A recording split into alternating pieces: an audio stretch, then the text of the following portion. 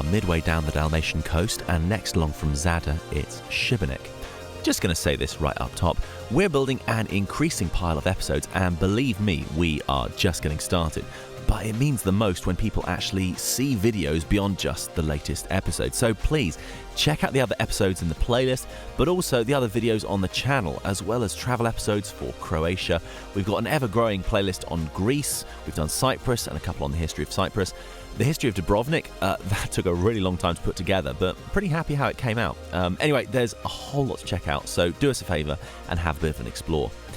Continuing down the Dalmatian coast, Sibenik is unusual in the region. To its north and south are cities that became major urban centres under the Romans. We've got Pula, Zadar, Trogir and Salona, and more. But while Sibenik has a few traces in the archaeology of ancient occupation in the Iron Age, the town is relatively new on the scene compared with its Dalmatian neighbours, a standout and distinctively Croat city on the coast that, at least for a while in the early medieval, was lined with cities speaking Latin and with some level of loyalty to Constantinople. Sibenik would be later on the scene than the former Roman cities. The first written evidence we have for it doesn't come till 1066, in a document from the Croat king Peter Krešimir. The city was already well established by then and would for a time be the royal city of Krešimir. However, the histories of the other towns along the Adriatic so far bear a similar story with similar dates to Sibenik from here on. That's your hint to go back and catch up with Zadar and the others if you haven't already. Basically, in the 10 and 1100s, the Venetians are trying to assert their control in the region. In the case of Sibenik, there was a major siege in 1116 where the Venetians destroyed much of the early city. Also, at this point, at the beginning of the 1100s, the Croatian crown had entered into a personal union with the Crown of Hungary.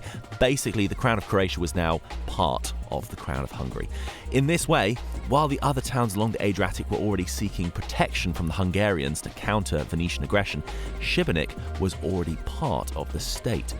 The city would grow in size and status, being awarded a bishopric in 1298. But even after the Treaty of Zadar in 1358, which secured Hungarian rule over the entire Dalmatian coast, at the beginning of the 1400s, instability within Hungary resulted in their selling their claims to Venice. And despite resistance, including around a 3-year siege of Sibenik from 1409, after 1412, the coast, and Sibenik with it, was permanently in Venetian hands. In the coming decades, the Hungarians would be in no position to push territorial claims as they would be further embroiled in a life and death struggle with the Ottomans. And it was conflict with the Ottomans that would shape Sibenik into what we see today, but I'll circle back to that when we've had a chance to explore some of the Venetian fortifications here. And yep, not content with one, Sibenik has 4 Venetian forts. It's wild. Beginning at the mouth of the channel through which Sibenik is accessed, you can already appreciate just how significant a waterway this was to control. While, yes, being many orders of magnitude smaller, it's not dissimilar to the Bay of Kotor, which we'll eventually get to in Montenegro. A large, sheltered inland bay with a bottleneck entrance, very easy to restrict to shipping if you are the defenders. And the mouth of the St. Anthony Channel is guarded by this, the St. Nicholas Fort. It's quite a strikingly unusual structure. It's quite unlike anything else we've seen so far or are going to see. In the rough shape of a keyhole, it's another on the UNESCO inscription that we mentioned last time in Zadar, put a pin in it, and it's another one designed by the San Micheli family. Not Michel this time, but his I want to say Jan Girolamo San Micheli? Something like that. While at first, it might not seem all that odd, a large portion of the structure is brick. This is a bit unusual. You can see very plainly on the way here that the area is a ready source of local stone. The bricks, on the other hand, were made in Veneto and shipped here. The insides are quite remarkable, linked by various tunnels and passageways which open out into these huge vaulted ceilings, creating majestic, if a little haunting, spaces. The sunlight dancing off the water and through the gun ports to create these rather mesmeric artworks on the walls. The area is quite well ventilated. This is especially important when you're firing cannons. They are, of course, kicking out a lot of smoke, and if you don't want your gunners to suffocate, you need a flow of air, which in this case is provided by these openings in the ceiling, and when combined with the cannon ports themselves, this creates a current of fresh air.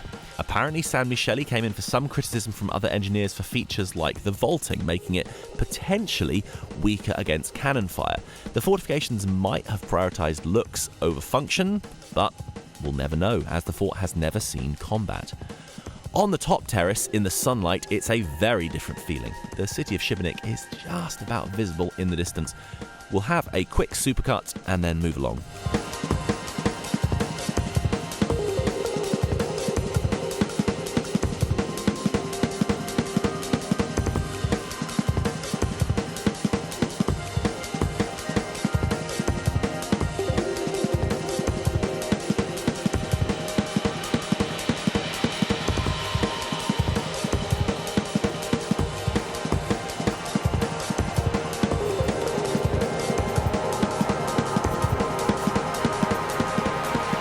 Approaching Sibenik from the sea, it is an impressive sight to behold.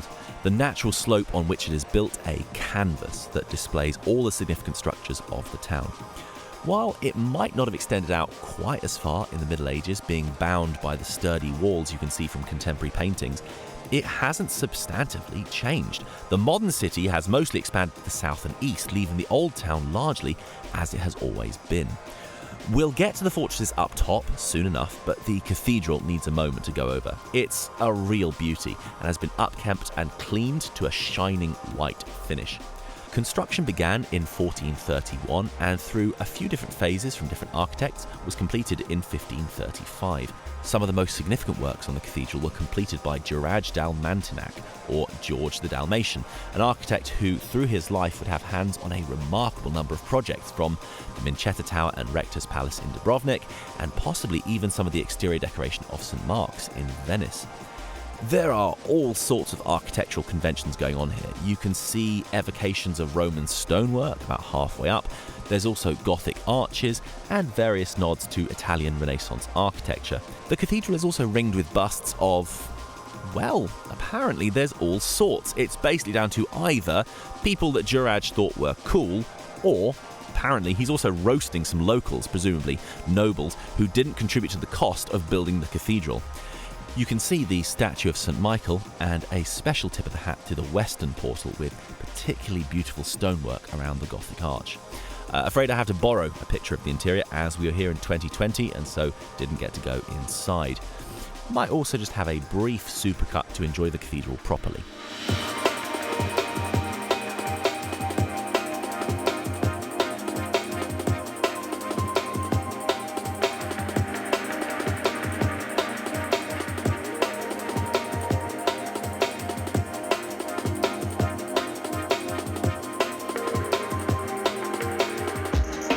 Heading through the town, Sibenik very genuinely presents a navigational challenge. The streets are so tightly packed that even mobile apps will barely help you as they struggle to determine on which street you're located. It's a great feeling to get lost in the shady streets on a hot day in a city that would still look familiar to one of its inhabitants from the 1600s. We'll explore more structures within the town in a little bit, but to attend to those huge fortifications, one of the most beefy and impressive looking is St. Michael's Fortress with its high walls. Now, the very earliest settlement here, as far back as the Iron Age, was based around fortifying this point. We're not entirely clear on the form earlier fortifications took here, as basically everything you're seeing is later Venetian work. In the earlier centuries, when the Venetians were attempting to control the town, they described it in texts as a castrum, meaning it was well fortified. But as part of the terms of surrender in 1412, the Venetians tore down the castle, only to later build their own fortifications there. Just beneath it, there had already been a city boundary wall fortifying the slope down from the fort to the water's edge, but the Venetians added additional fortifications to this, turning it into a double wall with a walkway between, making for a defended passage from the water up to the fort. It's a little hard to make out now as it's sandwiched in amongst the buildings. The Venetian fort of St. Michael is simultaneously beautiful but brutally functional. We went up there in the last hour of light, so it was bathed in orange from the setting sun. At other times of day, it shines a bright white in the sunshine. It rather blows out the highlights on camera, actually. There's quite a few forts which now have banked seating inside them. This, for example, is Herceg Novi in Montenegro, which we'll get to in not too long. There's also this inside the walls of Heraklion. While we were at St. Michael's, they were sound checking rather loudly. Well, looking at the layout of the fort, this print from 1688 is rather instructive. You can see that the fort is the central part of a much larger fortification system that covers the whole western side of the town. And the double wall system down to the water that we mentioned a moment ago, that's there. You can also see the system variously known as a Faustbray or Falsa Braga, basically a lower wall in front of the main, higher fortifications. The internal space of the fort had to be reworked extensively after a gunpowder explosion in 1663 destroyed much of the interior, including, as best we can tell, the early church that may have given the fort its name. It's believed the oldest surviving portion may be this southeastern tower from an earlier fortification, perhaps as far back as the 1200s. Okay, we're also doing a supercut here. I'm not trying to be lazy, I've just got too much nice footage and I don't want it to go to waste.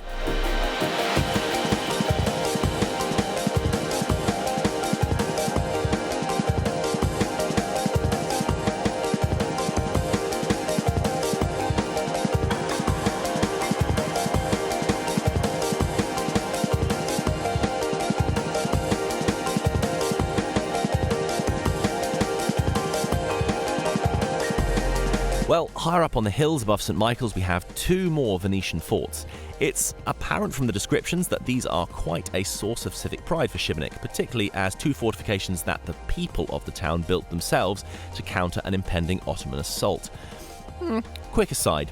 Knowing the final result, we know now that, spoiler alert, spoilers from history, the Ottomans would eventually fail to make significant gains along the Adriatic coast much above Budva, which is now in Montenegro. But at the time, seeing their holdings falling across the Mediterranean, the trend of Ottoman conquest was not just alarming, but threatened the entire republic to its core. A quick reminder that at their greatest extent, the Ottomans had advanced all the way through the Balkans till they had effective control to around here. This map is depicting the borders in around 1560.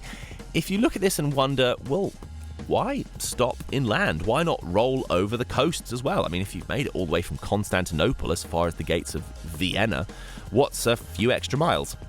Thing is, as far as the Dinaric Alps go, it's nothing like, well, like England, for example. It's never just as simple as point in a vaguely straight line, and that's where we're going. The mountain ranges and rocky terrain impede travel overland. While, it's somewhat manageable as an individual during the summer months, the complexity and difficulty of moving an entire army through this landscape was a major reason the cities along the coast had, for many centuries, maintained a very different course from those just a few miles inland. And when multiplied by the challenges of moving artillery pieces, it just about allowed parts of the coast to remain separate from the chaos of the Ottoman conquest of the Balkans.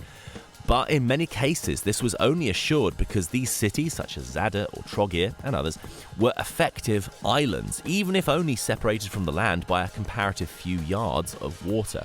And yes, this remained far from certain. The treaties that the Venetians attempted to maintain with the Ottomans were more contingent on what was expedient for the Ottomans.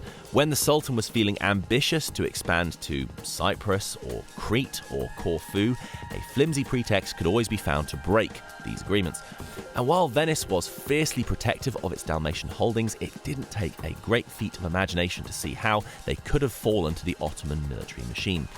Sibenik was one such city, and sure enough, it would soon be threatened with Ottoman conquest. This is actually a good time to mention Nope, we're not doing that joke anymore. Skradin, just a few miles inland and along the Kirka River that flows out into the bay, known in Venetian times as Skardona, while nowadays it's somewhat overshadowed by the Kirka National Park just next door with all its gorgeous waterfalls. The town itself is of some antiquity. It's a pretty small place today. It was founded by the Romans, but there's comparatively little to see now apart from these sarcophagi from the early Croatian inhabitants. Above it, the small fortress of Turina sits. Now, there was a fortress here built around the 12 to 1300s by the Subic family. However, what you're seeing here does not have the profile of a castle or fortlet from the 1300s. I was struggling to find much about this. All anyone wanted to mention was its foundation date. Was lucky to stumble on this paper. A big part of its appearance is thanks to a considerable restoration. In fact, the paper is rather salty about this, describing it as drastic, arbitrary conservation decisions which resulted in the restoration of the walls. Brutal use of inverted commas above restoration there. I'll link that paper in the description. Being further inland, Skradin was captured by the Ottomans in 1522. It was just briefly retaken by the Venetians sometime between 1537 and 1540, but it stayed part of the Ottoman territory until finally it was recaptured in 1684. Unfortunately, a lot of this back and forth involved Skradin getting almost entirely destroyed. But in the 15 to 1600s, with Skradin now controlled by the Ottomans, the front lines had moved considerably, and the need for Sibenik to defend itself had never been greater. This is partly what motivated the construction of the St. Nicholas fortress at the mouth of the bay. While the conquest of Crete and the 21-year siege of Heraklion take up much of the space in the history books of the Fifth Ottoman-Venetian, or Cretan, War, central Dalmatia also became a major theatre in the early years of the conflict. And I mean, while you can see the potential for historic bias here, as civic pride is on the line, the defence of Sibenik represents an interesting example of works undertaken not primarily by the Venetian state, but by the local population. The info boards proudly describe how the forts were constructed by the local population in just 2 months. Despite its already auspicious medieval defences of the time, Sibenik was overlooked by high ground and really not built for the age of gunpowder. Various pleas for military assistance are recorded from Sibenik, and while the Venetians sent German mercenary Baron von Degenfield, the Venetian state wouldn't commission the fortifications. However, it didn't expressly forbid them from being built, so the people of Sibenik, under Degenfield's direction and with the designs of a Franciscan engineer, Antonio Leni of Genoa, finished the forts on the hill in just 58 days. Several Ottoman assaults, including a major siege the following year in 1647 by an army that may have been up to 25,000 men, led by the Bosnian Pasha Tekiyeli, against around 7,000 defenders in the city. But, despite major assaults in August, by mid-September the Ottomans broke camp and retreated. The city had been saved. Spoiler alert! Spoilers from history! The Sibenik conflict was amongst the minority of Venetian victories against the Ottomans. Over the centuries, the trend was that the Venetian sphere of influence was contracting as they came into conflict with the Ottomans over Cyprus, the Cyclades, mainland Greece, and eventually Crete. Being able to hold the line at Sibenik was a major victory, and while not immediately, it paved the way for retaking Skradin and then Knin inland, giving Venice a much more generous tract of land than just the narrow coastal strip they had in many places. So, these two forts, firstly the Barone fortress, given its name after the Baron, Degenfield, a question that I'd never had fully answered. Why would you build two separate fortresses in comparatively close proximity? Barone started off life quite a bit smaller, and though it was enlarged in 1659, in its initial conception, St. John's was the main fort, and Barone a smaller fortification for the hill opposite, connected with a curtain wall. However, discussing Barone Fortress today is, well, it's been renovated and made very visitor-friendly, but, well, since it's not all that large, that means in practice the whole inside space is mostly taken up with a coffee spot and a play park, and a few info boards. I mean, I do understand the desire to make the site a bit more tourist appealing. The coffee place is actually pretty great. In striking contrast, St. John's Fortress, now this was perhaps a case of bad timing. I was there around 3 years early. Based on photos now, they've finished the renovations and it's open to walk around, whereas when I was there, it was still partially a building site. I mainly have medium and close-ups on it because, other than its size, making it hard to fit in frame, any wide shots you could get from the vantage points you could find, you get this ugly transmission tower and, at the time, cranes. But if you get a look from above, you can see it is much bigger in overall footprint than the Barone. The distinctive long protrusion here, which I don't have a good shot of, is called a hornwork. If you look at the terrain on plans, it's built to deny attackers access to level high ground. They are always having to fight uphill. This has been quite a supercut heavy episode, but if you'll permit me just one more.